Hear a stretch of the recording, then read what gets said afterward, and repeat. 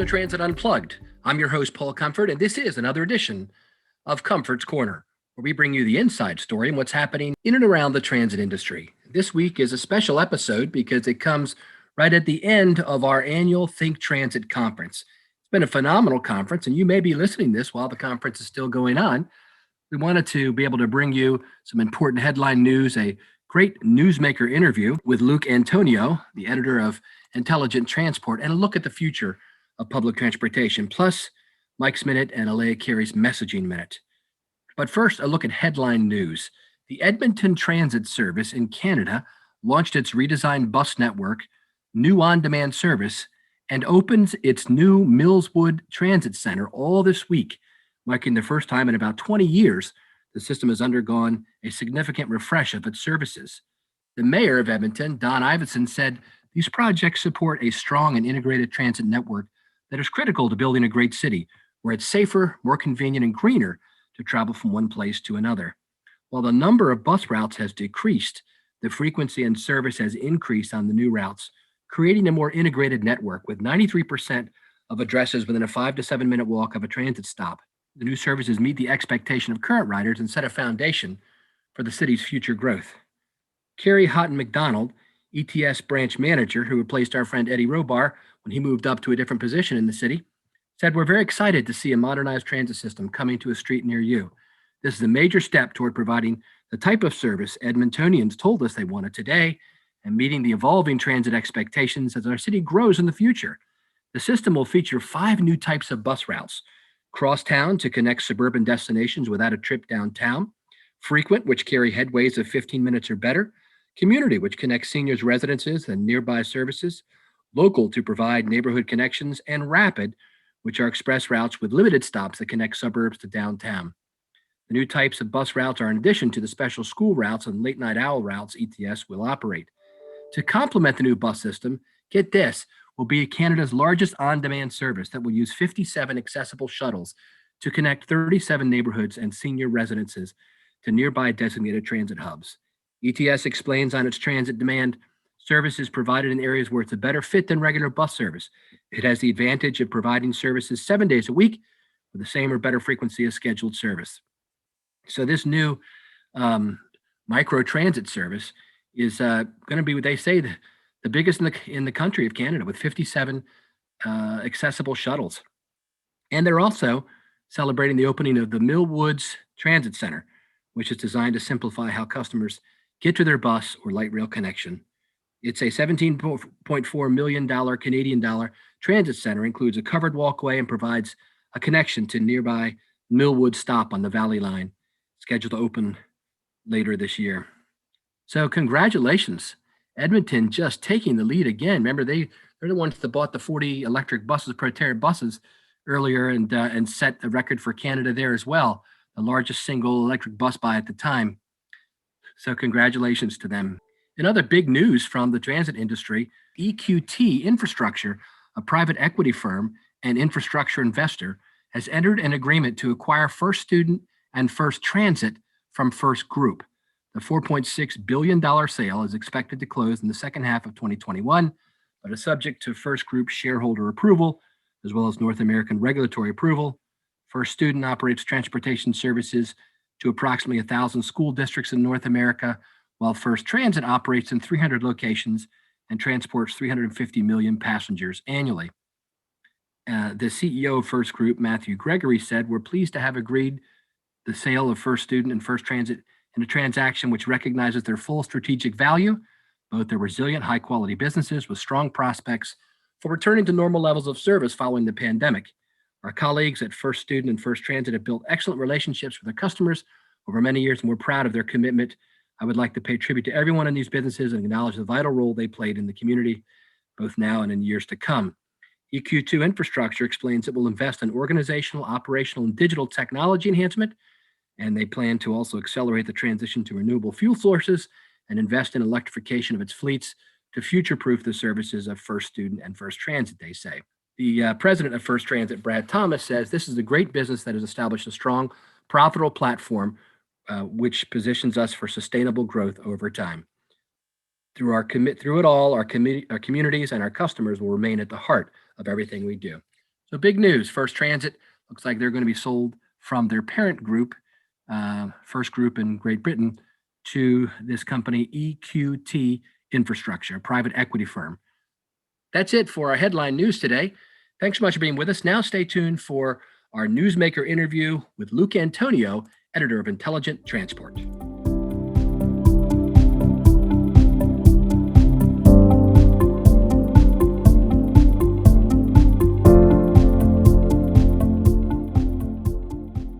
Hi, I'm Elea Carey, a communications consultant who loves working with public transit agencies. Recently on Comfort's Corner, I've been talking about email newsletters and transit organizations. Today's topic, wrangling the content for your newsletter. Maybe it's not surprising that the most challenging part of getting a digital newsletter out is the human factor. Whoever is sending out the newsletter has to let it be known that they're looking for content, gather that content from all the departments, edit it, possibly send it back for an accuracy check, and then finally get it into the newsletter, all on deadline. This can be especially challenging in an organization like a transit agency, when people in different departments work very divergent schedules. I've worked with many different kinds of organizations on their newsletters, and most of them struggle with content management and version control. The ones who succeed in making this process smoother do two things. They use a content planning tool that includes a calendar, a section for content objectives, and a reminder feature so everyone knows when content is due. They also establish one location, such as a Google document, where all content will be submitted and edited. These simple steps can prevent a lot of wasted time and effort and will help your newsletter build consistency and align with brand objectives and campaign goals.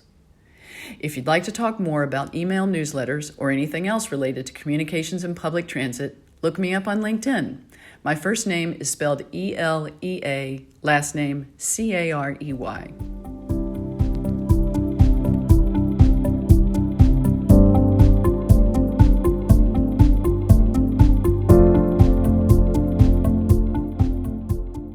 Thanks for being with us today on Transit Unplugged, Comfort's Corner. Now it's time for our newsmaker interview, and we're excited to have with us one of the great newsmakers from around the world, internationally. Luke Antoniou is editor of Intelligent Transport, one of the world's leading transportation innovation magazines, websites, conference organizer, and probably a lot more. Luke, thank you so much for being with us today.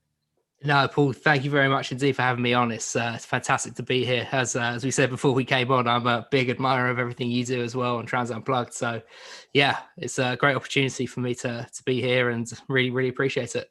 And where do we reach you at today?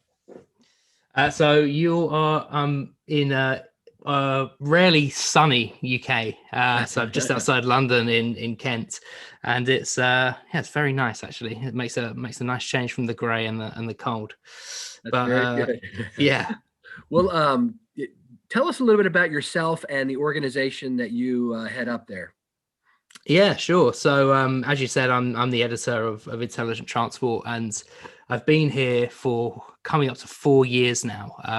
And in that time, it's been pretty incredible to see how urban mobility and public transport has changed. It's come an awful long way from discussions about whether mobility as a service is going to really be the future. I guess to some extent we're still having that conversation, but to actually seeing kind of live pilots around the world and seeing it actually working, plus all the discussions around all the different technologies. In 4 years, everything that we were talking about 4 years ago has gone from discussion to at least pilot. And it's been incredible to watch that happen and see, from my position as the editor and seeing everything, being able to have the conversations with those involved in those projects and find out what the latest is has been, it's been really, really incredible. So like you said, we cover everything on every conceivable medium, I suppose, from the magazine, the website, which we have news and features going up there every day. We have the podcast, our events, and plenty more. Our webinars as well. It's a very, very active space, and being able to cover mobility every day is is pretty fascinating. It's one of those things where until I took on this job, I didn't know quite how much it affected me in my day-to-day life. And I think it's probably the same for everybody that's involved in the industry. Until they're there, they are maybe blissfully unaware of the extent to which mobility and public transport really impacts them. Tell us a little bit about, or give us a status update. Now, you guys are based in the United Kingdom over there in England, as we like to call it here in America. And but I know you're really in tune with what's happening globally on this. And so, are people moving away from paper magazines, through the COVID pandemic and moving more toward online, or is it coming back, or like, what's the status of things now? Yeah, it's really interesting because, as I see it, people still are really interested, and there's a big appeal in good print content. There's been a bit of a resurgence in the last couple of years in really good print content. At the same time, especially over the last year, you have to really stay on your toes and make sure that you're doing things in the way that is working best for your audience. That's something that is really important to us. So last year we made the decision for a few issues to transition to a digital only edition of Intelligent Transport, where we kind of knew that people wouldn't be receiving it in their offices, and making it more accessible online and more widely across social media was probably a smart move. And then obviously, we're event organizers here as well at Intelligent Transport, and we had to pivot quite quickly last year from what would be our annual event in London, the Intelligent Transport Conference, to a digital event instead, which blissfully went without a hitch and has led us to 3 more really good events this year. First of which took place just at the end of March, and the next one's coming up in June, mass in North America, and then a whole 5-day virtual event at the end of the year in November as well. And the reception's been great, and the attendee numbers have been so much higher than we ever could have really anticipated. And I think it shows that staying in touch with your audience and staying in touch with what they need and what their needs are is really important. It's the same for publishers everywhere, I would expect. Yeah. But yeah, we're in a fortunate position that we've been able to maintain that contact with our audience, with our kind of key advisors, and make those decisions as and when we've needed to. And so far, it's paying off. Well, tell us a little bit about your upcoming conference in June here in North America, the Mobility as a Service one.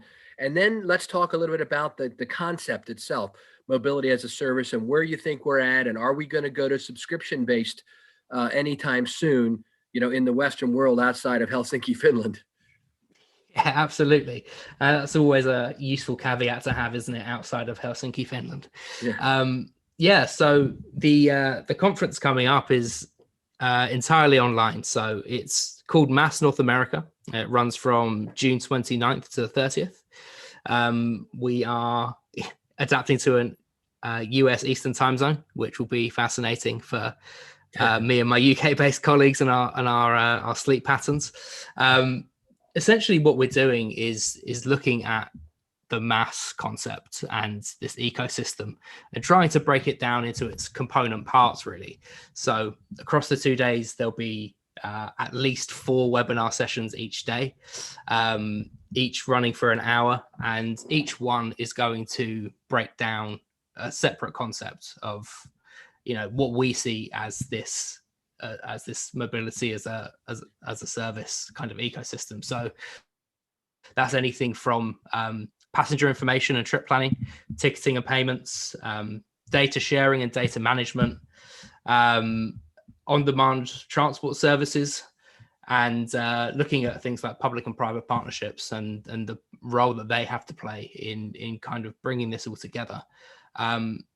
It's one of those things where everybody's talking about it and nobody can quite pin down what it means, even quite a few years after the initial kind of concept emerged. Like you alluded to, is it something that is going to be a subscription based service and model, akin to this idea of the Netflix for mobility, or is it going to be something that is completely different? Is it going to be a completely new business model that we've not really seen yet? There are a lot of unanswered questions, and part of what we want to do is answer those questions during the event and see if by the end we can't settle on a more kind of streamlined definition of what mobility as a service is all about. Because, you know, for some, as I'm sure you're very well kind of versed in, for some, the term mass is interchangeable with MOD. Right. And demand. Yeah. And that's not necessarily the case. So we want to have a look at that and, you know, work out what the terminology is that we should be using, whether we are approaching this in the right way as an industry, and how each of these component parts comes together into this broader ecosystem, and what that really means for the industry moving forwards, and the kind of work that it's going to have to do to reach this point. It's always felt, since I've been working on intelligent transport, that kind of mass transit and the wider mobility kind of landscape is on this precipice of change, and it's just about to tilt over into kind of all-encompassing, tech-led and innovative change. Yeah. But it always feels like we're at that precipice and never quite tilting into it. So that's what we want to explore really with the conference, and work out what the kind of real next steps are for mass transit to be able to actually embrace this, but do it in a way that is right for passengers and right for riders.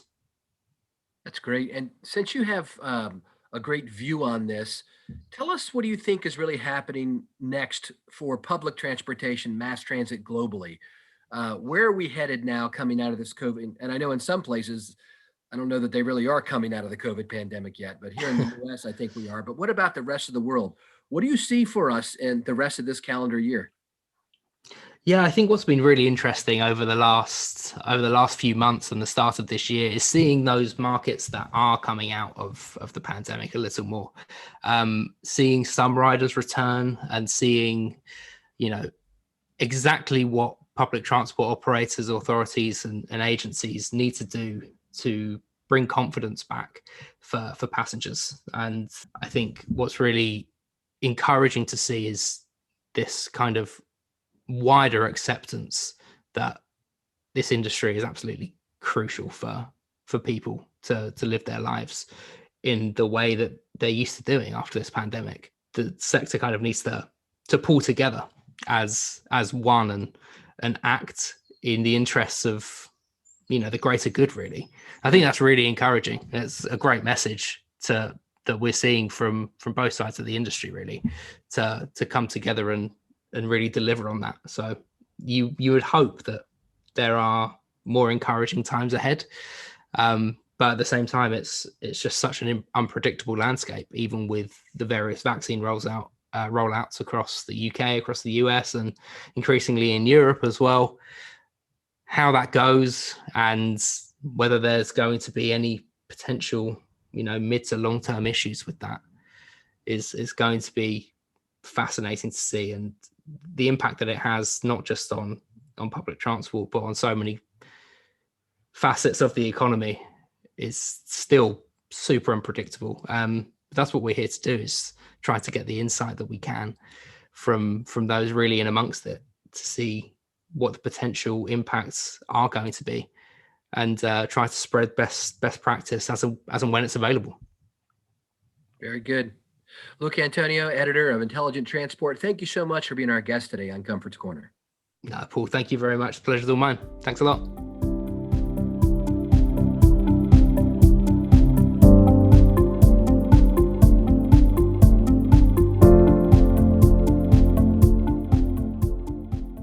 Hi, this is Mike Bismeyer, Regional Sales Director for Terra, and this is Mike's Minute, where we talk about random acts of kindness, mentorship, and leadership with the hopes it'll inspire you to pay it forward. Well, as we continue within the pandemic and across North America, it seems we've gained a little momentum, with many folks receiving their first vaccinations and many others set to do so in the near future. Which brings me to another reminder of the leadership within our industry. Not only have we realized the heroes and leadership we have in transit with our frontline operators and all those whom have kept transit running, we're also reminded of the great leadership when we see the multiple agencies that continue to assist in non-traditional service initiatives within their communities, making a difference for both their communities and North America as a whole. Countless agencies continue to utilize vehicles for moving frontline workers, testing kits, Meals on Wheels, and free rides for vaccinations. Another great example of this was recently in Kitchener-Waterloo, where they rolled out a pilot program dubbed the Stay Safe Pilot. They retrofitted 3 older buses on loan from the transit agency to serve as mobile rapid COVID-19 testing and screening facilities that will drive to businesses to screen employees, and it's estimated they will be able to screen roughly 3,000 essential workers per week. Great stuff. Speaking of essential workers, that brings me to another reminder. My wife and I were very fortunate enough to have our first vaccination appointment this past Friday, and I wanted to send a huge kudos and a thanks out to all those frontline healthcare workers, doctors, nurses, and pharmacists that are administering the vaccinations and managing the logistics of rolling through the appointments across North America. The local pharmacy we attended did a tremendous job handling the lineups, answering questions, and showing great patience and compassion while dealing with the many variables and degrees of apprehension. They professionally completed the task with a smile on their face. Thank you for all you do. It is making a difference, and we appreciate your commitment to always helping others first. Kindness is cool. Thanks for listening. Have a great week.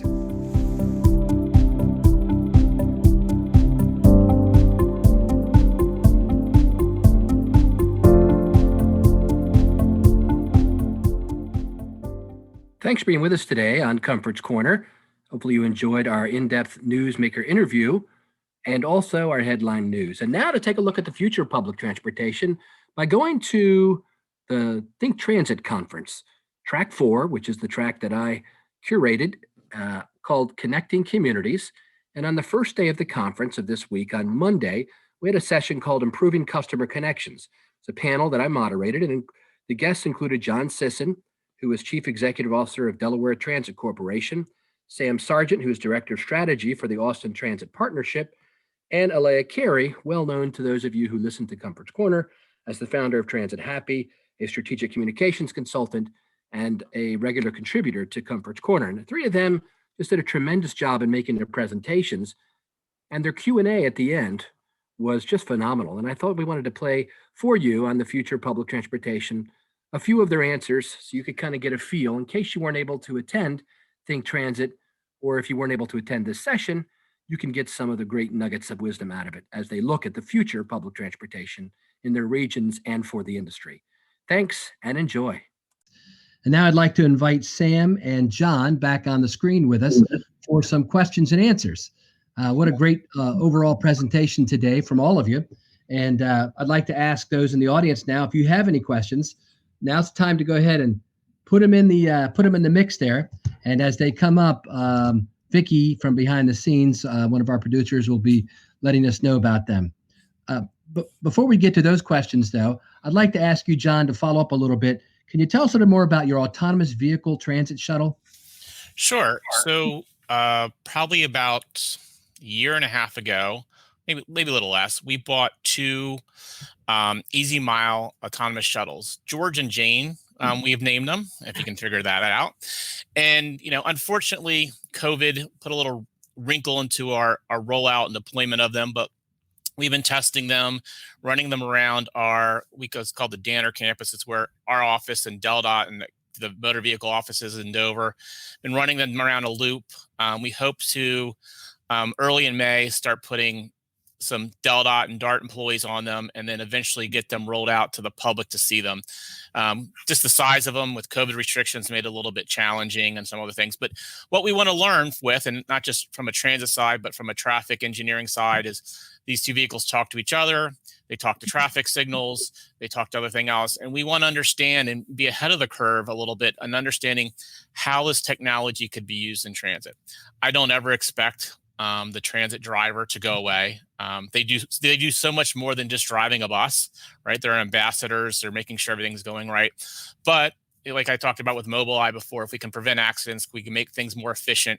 We can do things better. Then let's do things better. So we're learning a lot. It's been a great little experiment for us, and we'll be doing more in the next year or so, as we're allowed to get more people on there and get them past that anxiety or fear that, like, hey, this thing is operating on its own, and what does that mean? Excellent. Thanks, John. All right, we've got question number 1 that's come in for Elea. Any recommendations for agencies to involve their staff in social media, like drivers, operators, etc.? Not while they're driving, right? Yeah. Yeah, for sure. I mean, that begins with your internal comms program, right? And your employee recognition efforts. I've heard from agencies consistently, pandemic or no, that the most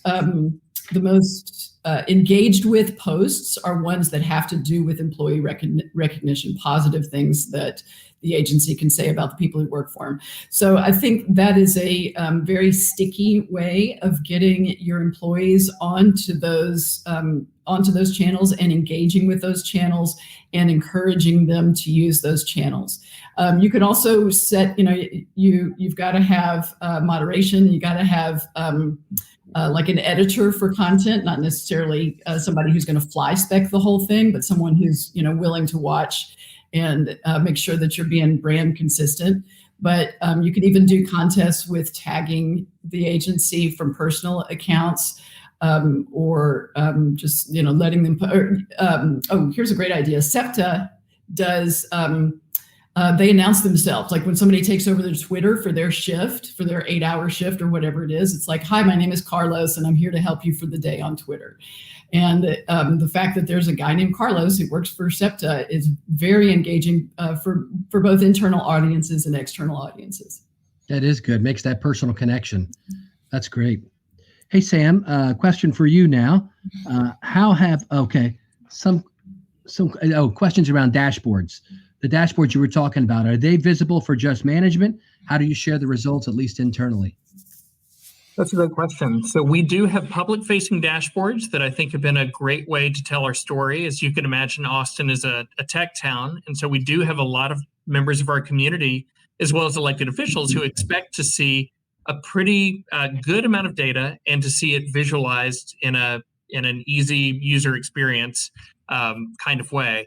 But internally, we do have an intranet site that we call Cap Metro Central that we use for all of our internal communications. And most of what you find there is available to the public. I mean, we want this to be as transparent as possible, but sometimes we do have metrics related to hiring, or maybe we have some projects that really have more of an internal focus. For instance, we are working on a campus master plan that sure is going to be interesting to the general public because it's taxpayer dollars, but it's really going to have an impact on the day-to-day lives of our employees. And so that might be the type of project that you show budget, schedule, et cetera, in an internal facing dashboard. The same thing with vacancies and a host of other more internal facing data metrics. But by and large, most of what we put out there does go to the public at large. Very good. Thank you. John, now a question for you. How have your technology priorities changed since COVID-19? What are you prioritizing now that you weren't before at Delaware? So we've been doing a lot, but I'll say one of them in particular is validators for paratransit. It wasn't really on our radar, but this idea of, with a paratransit customer, sometimes our operators are now handling cash and tickets just because of, the customer may not be able to do that. So we moved that up on the list, something we were going to do eventually, but not right away. And then just again, pushing everything we can. The infotainment that's going to be on our buses was on our radar, but not at the top of our list. So understanding the communication, just like Elea is talking about, all the various ways of getting people out there, whether it's the Twitter or the social media, we got to increase that. And when people start coming back, it's going to be even harder to capture those choice riders. And we need to do everything we can to do that. So just trying to make that experience as best as we can is really driving some of these decisions. Are you guys moving, John, toward cashless or no fare boxes, those kind of things? I don't think we'll ever get away from no fare boxes unless we decide to go totally free. But I just knowing there's segments of our population don't have smartphones, don't have banking, they have banking challenges and everything else. I don't think we'll get that way, but it's our desire to push as much cash off the bus as possible. How about you, Sam, for Austin? I think it's probably a similar answer to John's, is that, while we are doing everything that we can, including partnering with local retailers, which I know a lot of other agencies have done, DART, Valley Metro have pretty extensive retailer outlets so that we can try to push the cash off board as much as humanly possible. So people can either get, MagStripe passes or eventually tap cards or even reload their mobile app. Same thing with adding TVMs off board. We will likely still have a fare box for quite some time. And so while we can reduce, dwell time and a whole host of other things by not having as many of those interactions, I think that the physical fare box is probably there for a while, unless we also opt to explore going fare free in the future. Gotcha. All right, Elea, there's a question that's come in from the audience. How do agencies better communicate to their communities the broader impact of their services? Social media is part of it, but what else can they do to help the supporting public understand its impact on the community? Right. Well, I think start with bearing in mind that it's a long, long haul, right? And that this telling these stories takes a very long time. It takes really consistent work. And the first thing that comes to mind for me is earned media and how you relate to how you relate to the press in your community, how you lead in those relationships, getting the story out to the press, and that means keeping the relationship with your local journalists really warm and really connected in larger markets. Some of that goes back a little bit to social media because you may not know all the journalists that you deal with, but the folks that you don't necessarily know are hanging out on Twitter for sure. It's like the water cooler for journalists. And so what are they doing on Twitter, and how can you learn what they're interested in and get ahead of the story? And also, in addition to just like your local press, you also have community partners who can help you get those stories out. Those might be government agencies or local nonprofits, but they too have big audiences and newsletters and websites that you can partner with and share stories. And one final thing is, what can you do to get the advocates, the rider advocates for your system involved in your stories? That might be social media, but it might be finding ways for rider advocates to talk to the media themselves about their experience. Very good. Thank you. Let's see here. There was a question about vaccines, and is there any plans to make them mandatory for passengers riding the vehicle, et cetera? I haven't heard any transit agencies say that, but a question came in about that. John? No, I mean, there's no plan to make it mandatory, but I can tell you we're doing everything we can to help our community get vaccinated. We had an effort, we're ongoing, working with Health and Human Services to get our paratransit customers, especially some of the most vulnerable, vaccinated. And that started with calling in Sussex County, every one of our customers, asking if they needed a vaccine, and then taking vaccinators out to their houses. Wow. We had customers who had not left their house in over a year, just for whatever reason. And then this weekend, we were taking customers to a mega site at Dover International Speedway. Anything we can do to help get them vaccinated, get our employees vaccinated, we're willing to do it. We've had staff members helping, like just on loan. We have a paratransit reservationist who's not as busy as she normally would be. She's on loan with public health, putting packages together for these events every weekend. So we're all in favor of it, but I just don't see the logistics of trying to make sure they're all vaccinated. We not that it's been a hard struggle, but mask wearing is enough of a challenge. Yeah. Sam, any thoughts?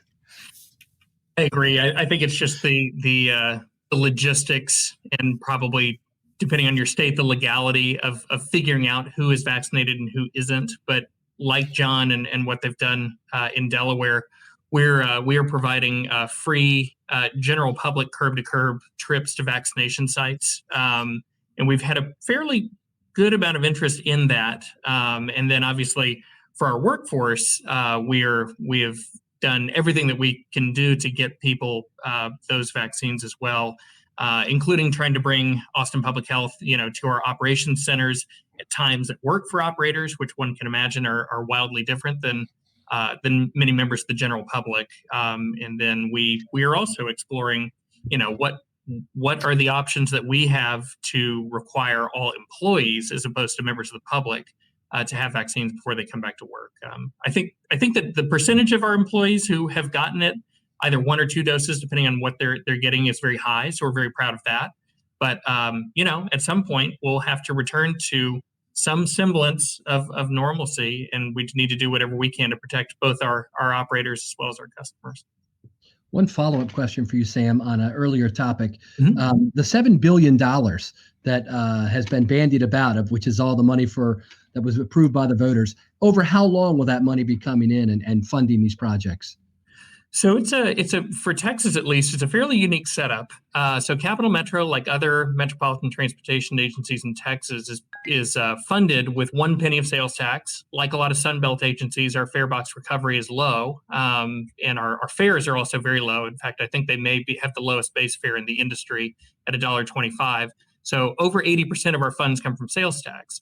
Now, we needed to be able to raise $7.1 billion plus for this program, and we do not have the bonding capacity, nor does the city, to pull that off. And so the city went out for a property tax measure, 8.75-cent property tax measure, that will go on in perpetuity for properties in the city of Austin. And so that money, as it starts to come in this year and beyond, is going to raise a lot of money, but we'll still have a big, steep increase very soon in how much we need. So it's going to allow us to issue revenue bonds from the Austin Transit Partnership. And when the capital side of this is over, which we expect to be in about 13 years, so the question was really, what is the life of the project? 13 years is when we expect to have implemented everything that we put on the map as part of Proposition A, including light rail and the tunnel. That capital money will then be transformed into either money for a future extension, if the voters were to say yes to that, but more importantly, it will cover O&M for this greatly expanded system. Because the penny that we have today is very healthy, and we're grateful for it, but in no way could it cover this greatly, greatly expanded system here in Austin. So it will go on in perpetuity for this purpose until voters say otherwise. Very good. Thank you for that. And thank you all three of you for great presentations today. Elea Carey from Transit Happy, John Sisson from Delaware's DART, and Sam Sargent from Austin, Texas. Thank you so much for sharing how you are connecting with communities here today on Trapeze's Think Transit Conference, Track 4, Session 1. Thank you all for joining us today. Stay tuned for the next session, which is coming up in 5 minutes. I'm Paul Comfort. It's been great hosting with you today. I'll be back all week long, and I'll be sharing the keynote speech on Wednesday, along with 3 other of my friends from the transit industry. Take care and stay safe.